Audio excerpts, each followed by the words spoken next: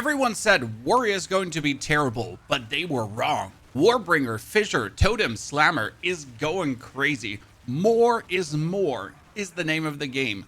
You get Fissure, Earthquakes, the Forge Hammer exploding, Totem slamming into it, repeatedly triggering everything, and literally bathing your enemy in lava. And the very best part, this is only the beginning, because we're missing tons of nodes for fire damage and fire resistance penetration. The actual Warbringer Ancestral Spirits are currently not working, which is a 50% more damage boost, defense, and everything. Still waiting for us to acquire. They pretty much just have to restart the servers one time. And we still get the bonus aftershocks with potential Giant's Blood later if we want or not. There's so much more damage on the line. So far, I have blasted the build in 4 hours up to level 42, and it hasn't struggled at any piece of content. Let me break down the whole thing from level 1. 265, step by step by step. In the intro, I said more is more, and that's because of all the stacks and layers of damage the build is having. First instance is the Forge Hammer exploding, that then gets triggered by your totems, which also trigger the fissures, and you get tons of them. And these totems trigger on top the jagged ground of your earthquakes. And since we have more than one totem, everything gets multiplied by 3. Right now with level 42, the earthquake explosion does 1,000 damage. That's 3 totems, that's 3,000 damage. And we do 2 earthquakes, that's 6,000 damage per slam of the totems. Plus your volcanic fissure that does 600 damage and then gets thumped by 3 totems, so another 1,800 damage on top of that. And the Forge Hammer itself, that also does 800 damage in that ginormous spiral that gets also hit by 3 totems at the same time. We're almost sitting with at 10,000 damage per second as the totems just go bop, bop, bop, bop, bop, bop, bop, bop, bop, bop. We begin with a standard warrior start on Rolling Slam and also Bone Shatter. Bone Shatter is going to get your first support gem as the Impact Shockwave. And our Rolling Slam is going to get the rapid attacks, so it just goes out faster. You could also put the rapid attacks on the Mace Strike if you wish to. And we will add the Rage Gem, since you want that 30% bonus attack damage. This continues until you kill the Rusted King and you get your first tier 3 gem, because that already significantly changes your playstyle. Your tier 3 is instantly going to turn into the Shockwave Totem, not Shield Charge, because Shield Charge Stomping Ground doesn't work. They ruin Stomping Ground. With the Shockwave Totem, we now have one very good thing happening. That is the slam into the Jagged Ground, because the Jagged Ground explosion is now better than ever. In my case, for example, the totem does 200 damage, and the actual Jagged Ground explosion does 1,000 damage. Every single time they hit Jagged Ground, it's 1,000 damage. By the way, I hope this is how you pronounce Jagged. People were complaining. You will probably look at your Shockwave Totem and be shocked at first, because it barely does any DPS. You're going to see 8, 10, 12 DPS, depending on how much damage your weapon does. But the actual damage of the totem is not going to be the totem. You just use the totem to prime for stun. Bone Shatter finish things off, which means send in the totem beforehand, and you're going to use it to trigger that Jagged Ground. For this, we're adding Earthquake into the equation. And what you can pretty much do is you can send a totem in beforehand and then just attack with Earthquake, because one single pulse from the totem is instantly going to make the Earthquake just kill everything around you. And in order for the Earthquake to really hit everything, we're going to slam on the magnified area. And the totem is going to receive the rapid strikes from your Mace Strike. Yes, we could put the rapid strikes on both items, but you're pretty much not going to use your Mace Strike anymore. The Rage Gem as well can go on your Earthquake, because now with your Earthquake, with putting in the totem and then hitting with your Earthquake on the ground, you are triggering the Rage Gem anyways. And you're also priming enemies for stun. So it's like Shockwave Totem, Earthquake, Earthquake, because you can make 2 patches of Jagged Ground. And while they're existing, you're then going to go for Mace Strike, Earthquake, Earthquake, Mace Strike, Earth. You get the drift, and everything just dies. As a second support for your Shockwave Totem, you can play the Brutality Gem until you find a weapon that has elemental damage on it, because the elemental damage is actually being factored into the Jagged Ground. Right now it's 1,000 damage because of the Brutality. If I put this one out, you can see that the actual fire and cold damage is being factored in. Keep that in mind as you keep getting new weapons. And generally for your weapons, you're just looking for maximum damage. You can see your 177 max damage.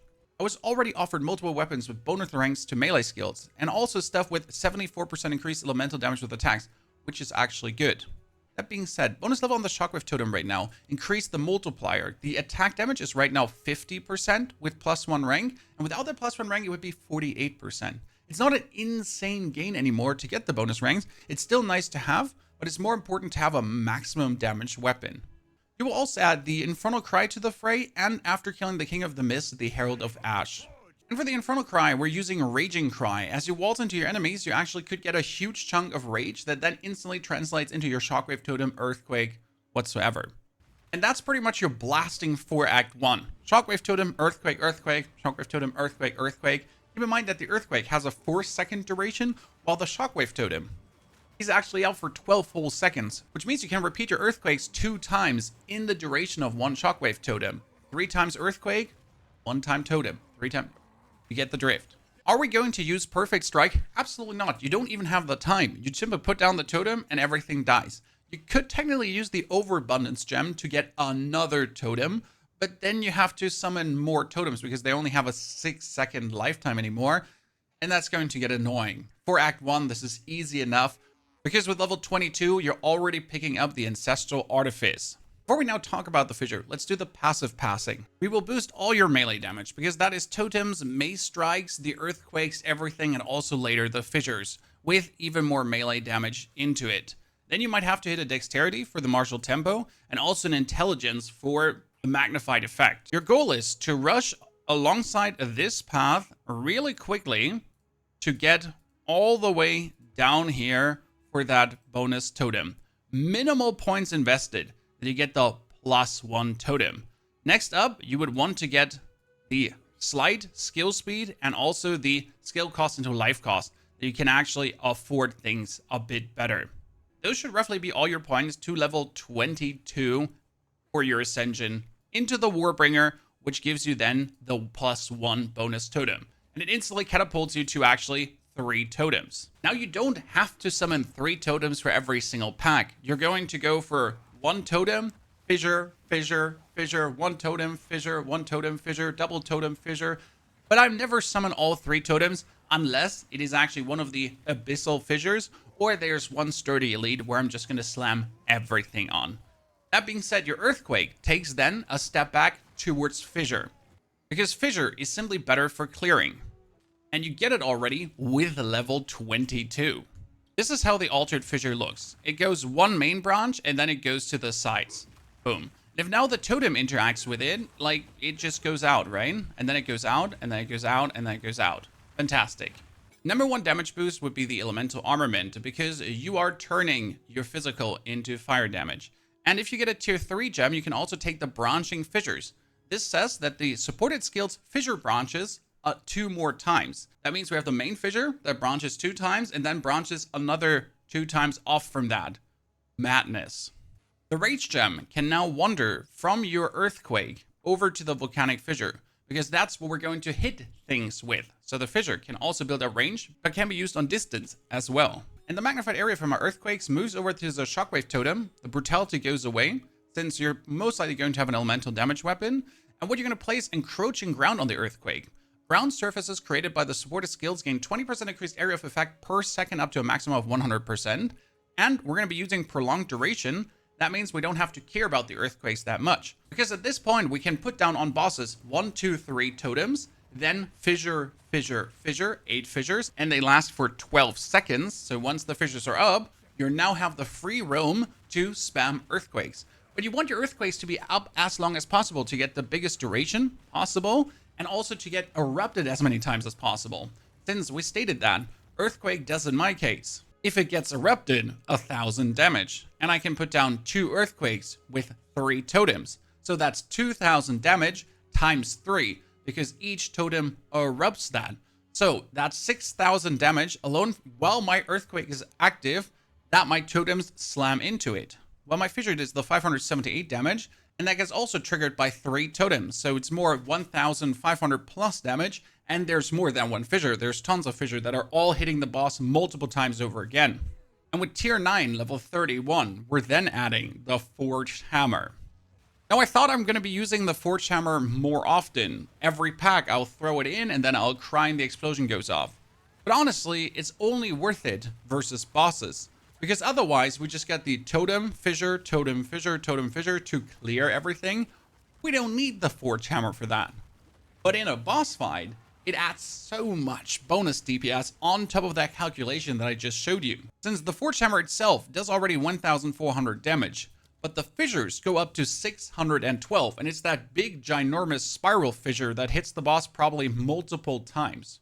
We can slam on the primal armorman to get even more damage, and we can do the prolonged duration so we don't have to care for it that much, since now the Forge Hammer fissure lasts a basic of 8 seconds, but we actually have it for 10.4 seconds. This means every boss fight begins with a Forge Hammer in, triple totems, into a war cry, fissure, fissure, fissure, earthquake, earthquake. And then you just watch the fiery goodness go away and destroy everyone. And after 10 seconds, next hammer, war cry, rinse and repeat, replenish your totems.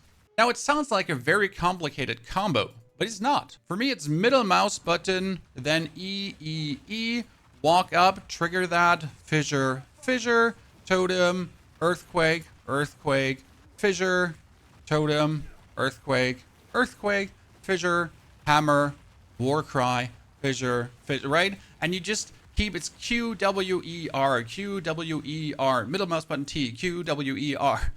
Quite simple.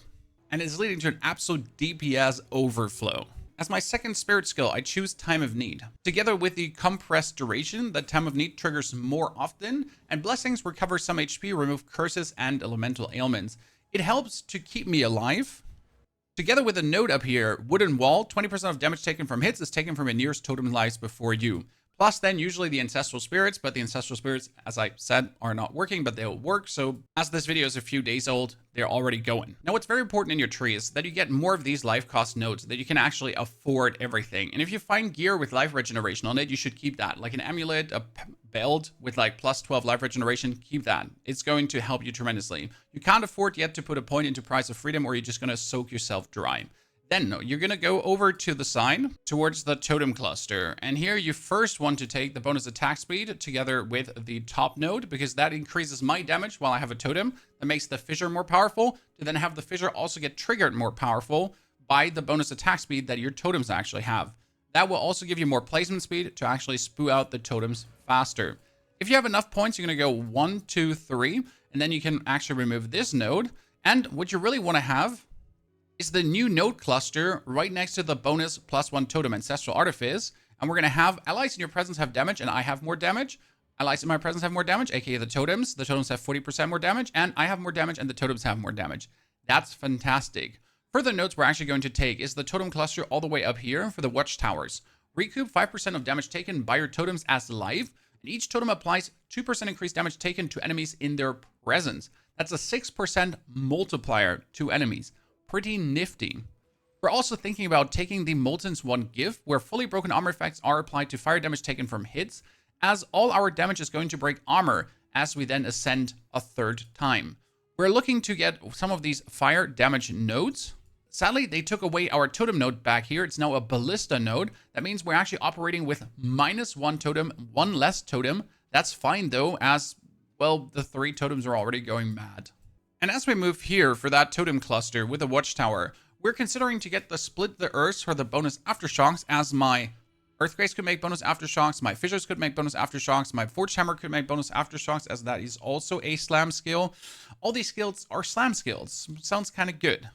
And the next level of big bonking damage will be the Ancestral Cry. We need 100 glory to actually use that. Okay, but then in a boss fight, everything we do is ancestrally boosted. We do volcanic stabs. We do volcanic eruption. It's going to be absolutely glorious to what we're already doing, adding a super damage booster on the tippity top.